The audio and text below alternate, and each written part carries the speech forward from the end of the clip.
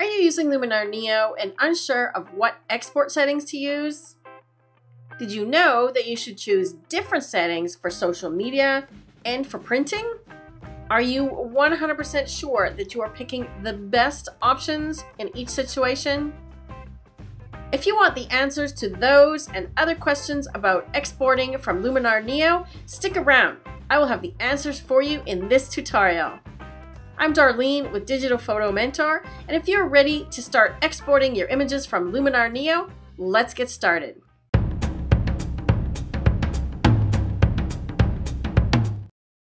I've got a few images that I've already edited and are ready to be exported. When you are in the catalog module, just select an image and then go up to the top right-hand icon where it says Export. When you click it, you'll see the following options. I generally don't use messages or mail. I'm going to show you how to export to your hard drive choosing the disk option.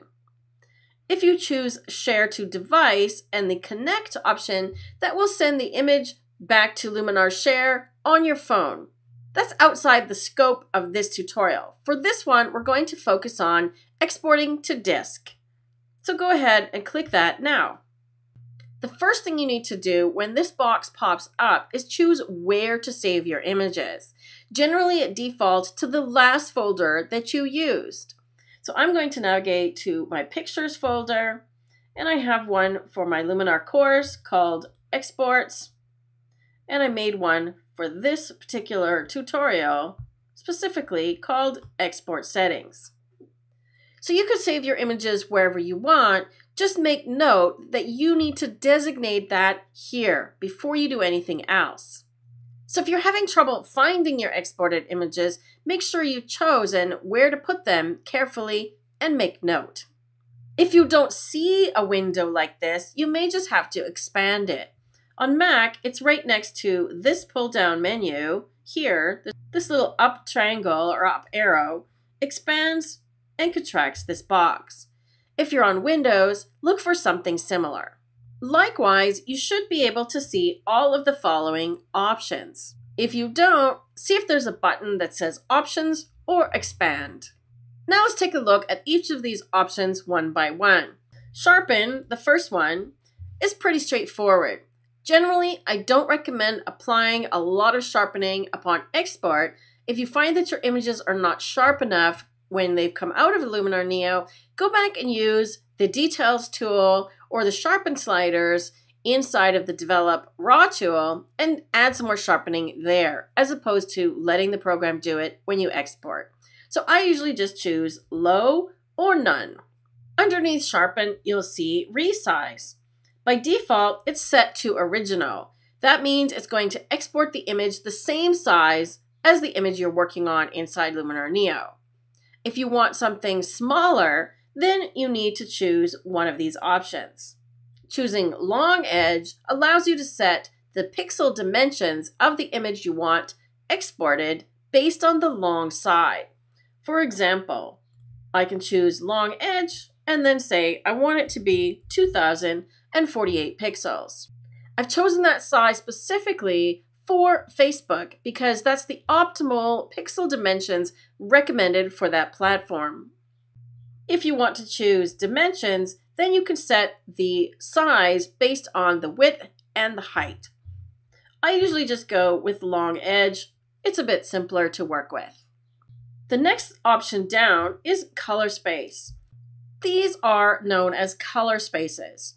It's a bit of a complex subject. The short answer here is that choose the one that you need for the destination of your image. In short, sRGB has fewer colors, so if you export using that color space, that's great for online sharing for social media or email, as well as for printing with most photo labs. Adobe RGB carries more data and contains more colors. Generally, it's used by more higher-end photo labs, such as professional printers. And the last one, ProPhoto, you probably won't use a lot unless you're planning on sending your image to another photo editing application like Photoshop, for example. So what you need to know about the options here is that they're in ascending order. So the smallest is at the top and the biggest is at the bottom. I'll come back to these in a moment and we'll talk about which one to choose in different situations. The next one is image format. Most of the time, you're going to be choosing JPEG, but there are situations where you might choose PNG or TIFF. JPEG is the standard format that you'll need to use for online sharing, email, and also sending to a photo lab. Resolution is pixels per inch. This only matters when you are going to print the image. So if you're putting it online somewhere, you don't have to worry about what is set here for resolution. Leave it at the default. And finally, the last slider is quality. Generally, I would recommend leaving this at 100% or quality 100 unless you need a smaller image for something. I'll cover that in a moment, and we'll talk about crunching the image. Okay, now that you understand a little bit more about each of the settings, let's run through a few different scenarios. First, let's talk about exporting for online sharing on social media. This is a really common one, so make note. The settings that I recommend here are sharpen, low. Resize, I recommend changing it to long edge and then enter the pixel size. For Facebook, you want 2048 pixels as I've entered here. If you're exporting for Instagram, they want images 1080 wide. So if you have an image that's horizontal or landscape orientation, you can use this setting here. If the image is vertical or portrait orientation, that's now the short side. So you need to change it to short side and 1080, and then you'll still have an image that is 1080 wide. Next, make sure that you choose sRGB, the first color space. This is the one that you want for all of your online sharing. The reason for that is that not all web browsers will display different color spaces correctly. If your images look different online than you intended, make sure that you export them as sRGB and not Adobe RGB. You can control who's looking at your image and what browser they're using, so make sure you use the default one and you'll be safe. For image format, you're going to choose for this one, JPEG. And as I mentioned, the resolution does not matter because you're not printing it. So you can leave it at the default. Some people like to dial the quality down a little bit for their social media images, but I found that Facebook in particular tends to crunch images a little bit and it lowers the quality and makes them look a little pixelated. So I like to leave the image quality at 100, and then once Facebook does its thing, they still look good. I've had good luck with these settings and I'm happy with how my images display. So give them a try and see if it works for you as well. I'm just going to save this one for Facebook. The last piece you want to look at is the box up here, which is the Save As. Luminar does not rename or add an extension to your image in any way. So what I usually do is I just find the end of the original name. This is a stock image from Unsplash. And then I just add a little extension, in this case, -Facebook. So when I'm looking at that image on the hard drive later, I can see that it's called Facebook, and I know what that image is made for. Once you're happy with all your settings, just go ahead and click Save, and it will export the image to your hard drive using those options. Here's the exported image. You can see the dimensions here are 2048 by 1365. So it indeed exported it the correct pixel dimension on the long edge. You can see that the resolution is 240, the default, and that it's added my -Facebook extension as part of the file name. So this image is now ready to post on Facebook. But let's say I have a few that I want to export. You can actually do that in a batch operation as well. So I'm going to select the remaining 6 people pictures here and go through the same process. Export to disk, It's already defaulted to the last folder that I saved to. So remember, when you're choosing the location, it should end up in the same spot as last time. So if you want the images to go somewhere else, you just have to go and navigate to that folder or create one. Aha, now you can see I don't see the options at the bottom, so I need to click Show Options. And now the panel appears. The settings are exactly the same as what I've chosen last time as well. So it's handy if you're doing the same thing a few times. Luminar Neo remembers your settings. So now I'm going to click Save and let Luminar Neo do its job. Remember, when you're doing more than one image, it's going to take a little bit longer. You can see the progress on the export dialog box as it's working. Now it's completed, let's take a look at the same folder. And here are all 7 images, and you can see they've exported successfully using the same settings.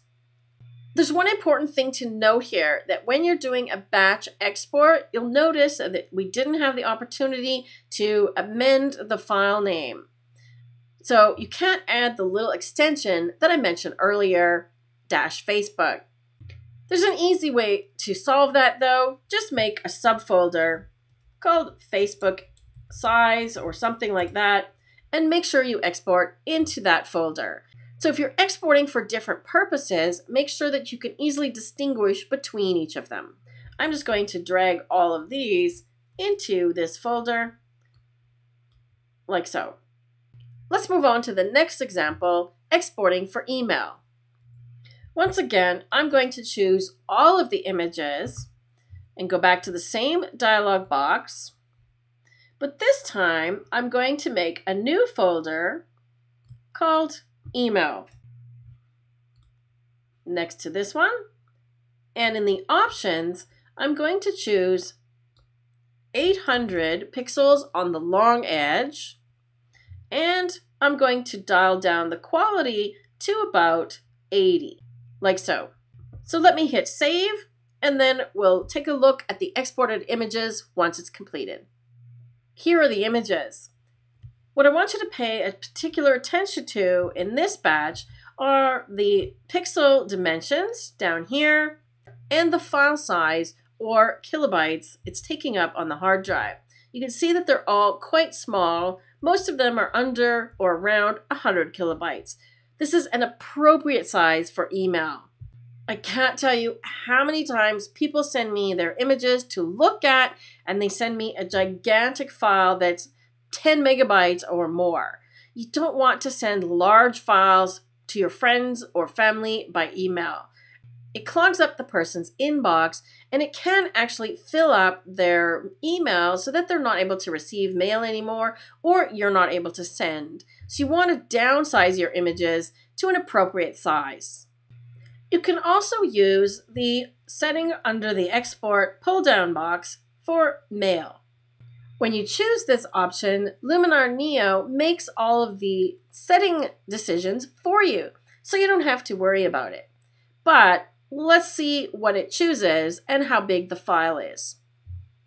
It has exported the image and automatically added it as an attachment to an email, and all I have to do is fill it in. But if I choose the image size here in the email, this is a function of my email program, in my case Mac Mail. If I choose the actual image size, this is what has been exported from Luminar Neo. You can see over here that it's 4.5 megabytes. Too big for email. Now you have to rely on your email program to downsize it for you. So if you haven't noticed that and you're sending the full size one, that's a problem. So this is why I don't use that automated export to email option. I prefer to export them to my hard drive so I have them available to just drop into an email. Next, let's talk about exporting for printing. If you'd like to print your images at home on your own printer or send them to a photo lab for printing, you need to use some different settings than what we just did for social media. Let's take a look. Once again, I'm going to make a new subfolder, and I'm just going to call it for printing. It's very important to make sure that you can distinguish between different sizes of exported images, especially if you're not renaming them and they all have the same name. You can see in the subfolders that I have email, Facebook, and now one for printing. So if I'm going to send my images to the lab, I can just go into the For Printing folder and make sure that I've got the right ones. If this method seems to make sense to you, then go ahead and use it. But either way, just make sure that you have some sort of method or plan for distinguishing between different size exported images. Okay, back in the export module, I'm doing one at a time, so I'm going to add my extension onto the file name. So this time I'm going to call it -print, and I'm going to change resize to original. So I don't want to downsize the image at all. I want it to be the same size as the image that I was working on inside Luminar Neo. Next is color space. This is the tricky one. If you know for sure that your lab can handle Adobe RGB, then choose that option because you'll get a better reproduction in your prints. If you're printing at home, you can also print Adobe RGB. But if you send images that are Adobe RGB color space to a lab that prints in sRGB, you're going to get prints back that look kind of flat and muddy and maybe even a little green. So check with your lab before you send any images, and if there's any doubt at all, just choose sRGB to be safe. Under image format, choose JPEG here as well. There's a bit of a myth between JPEG and TIFF, in that some people will say, save it as a TIFF because it has more information and it's a bigger file. That's true, but when you're saving a brand new JPEG that's edited from your original raw file, if you're working on a raw file, you're going to get the same result with a JPEG as with a TIFF. And most photo labs or printing services don't want TIFFs, some won't even accept them. They're too large for uploading, especially when you're sending hundreds at one time. So I recommend choosing JPEG here. Remember I mentioned before that the resolution or pixels per inch number only matters when you're printing. So this is where you have to know this number for either your printer at home or the photo lab you're sending it to. Most inkjet printers will actually use 240. So that's why it's defaulted to that number. Check with your photo lab. Some print at 300, some print at 200. So whatever the number is for them, enter it in here. I'll just put 200 as an example. Under image quality, make sure that's up to the maximum of 100. You don't want to crunch your images for printing. You want maximum data here. So make sure you're not resizing, you're choosing sRGB, you have the correct resolution, and 100 quality. When you're ready, click Save to export the image. Now, if you look at the exported image, you can see all of those settings in action. You can see the 200 pixel resolution, you can see the dimensions or full size, and you can see that it's a JPEG 7.4 megabytes, large enough and suitable for printing. As a little side note, if you enjoy the look and style of these images, I processed them all using my own portrait presets called Fabulous Faces. You can find them in the marketplace on Skylum.com, or you can find them here. They've now added them using the Extras button. So if you click the puzzle piece, not only can you find your extensions here, but you can get to the marketplace. You can filter based on presets and type of presets. In this case, mine are for portraits, but you can use them on anything. And then just find the one you want. This is mine here. If you click View, you can check out the various styles that come with it and add it to your cart here. It comes with 10 presets ready to go. Sunset Magic actually does a sky replacement, so that's great where you have an image that has sky, but you can see what it's doing on this one as well. It's warming it up. Punchy Black and White, Antique Touch, Low Key, lowers the color and darkens the image. Perfect for headshots. Glamour Glow with extra retouching. A little bit of grunge for something different. Bokeh Bliss, which comes with a bokeh overlay for you to use as well. Golden Glow with some sun rays. And finally, High Key Portrait which is what I used on this one. The original image is a little bit darker. So check out this preset collection in the marketplace. The next export setting I want to show you is one that you may never need to use. If, for example, you also use Photoshop or another program where you can utilize a TIFF, you may want to export your image in a higher resolution using a TIFF format, especially if you're working on the original RAW file. I've used the Bokeh Bliss preset on this one, and you can see it's doing a nice job. But let's say I want to take this from here into Photoshop. I can export it. So for these settings, make sure that once again you choose original, don't resize. But this time for color space, I want you to choose ProPhoto RGB. This is the one that's larger. Remember, it's smallest to largest on the pull down list.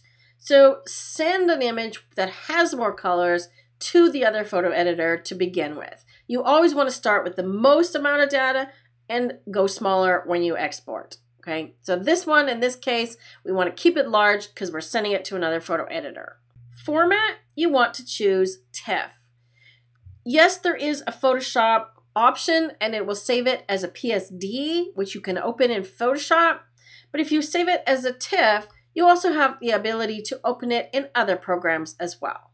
So you have more flexibility with a TIFF. As well, you would think that because I had layers in Luminar, it's going to save the layers for me to go to Photoshop as well. It does not. So there's no benefit really of saving it as a PSD. Once you choose TIFF, now you have some additional options down here to choose. Under compression, I recommend choosing none. We don't want to compress. And under depth, make sure you choose the larger option, 16 bits. It looks like it's twice as much as 8 bits, but it's actually exponentially more. Bit depth is a little bit more complex than I could explain in the scope of this tutorial, but just know that 16-bit is the one you want here. Unless you have some transparency in your image, you don't need to check off this bottom one here. I'll cover transparency in a moment. So I'm just going to save this one in the printing folder as a TIFF, and let's see how big that one is. Okay, what do you notice about the file size? It's much bigger, right? You can see that this one, as a TIFF, is 119.8 megabytes. So clearly, there's a lot more data there. Again, this is ideal for if you're going to take it into another photo editing program outside of Luminar Neo. And now we're at the final export setting that you need to know, and that is how to deal with an image that has transparency. For this image of the duck, I've already gone ahead and cut out the background, but now I want to save it so that I can use that image of the duck on another one. So let's go back to the export dialog box once again. I'm going to choose a different place to save it this time. I have a folder called Cutout Objects. So that's in my pictures folder, and anything that I've cut out that I want to use as an overlay or something on other images, I put into this folder. Once again, I'm going to choose original for the size. Under color space, this time I'm going to choose sRGB. Again, that's the safe one. So if I'm applying that on top of another image that has more colors, that's fine. I just don't have as many colors in the duck. The most important thing you want to choose here, though, is the format, and that one is PNG. You'll notice when I select that option, the Save Transparency checkbox is still there, like it was for TIFF. We don't need 16-bit in this case, but I do want to make sure that this box at the bottom is checked off. If you don't save it as a PNG and you save it as a JPEG, the background will come out as white.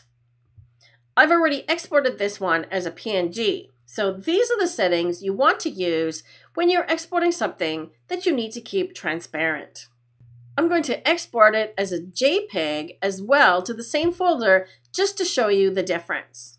There's my cutout objects folder, and you can see that I did one previously called duck. Now they look the same when I'm previewing them on my computer using the file viewer, but they don't look the same and they're not interpreted the same with a photo editor.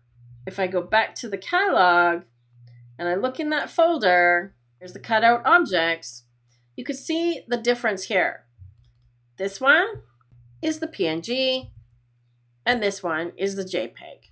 So make sure that if you want to make cutout objects like this, you save them as a PNG file format. I hope these tips have been helpful, and I have another question for you.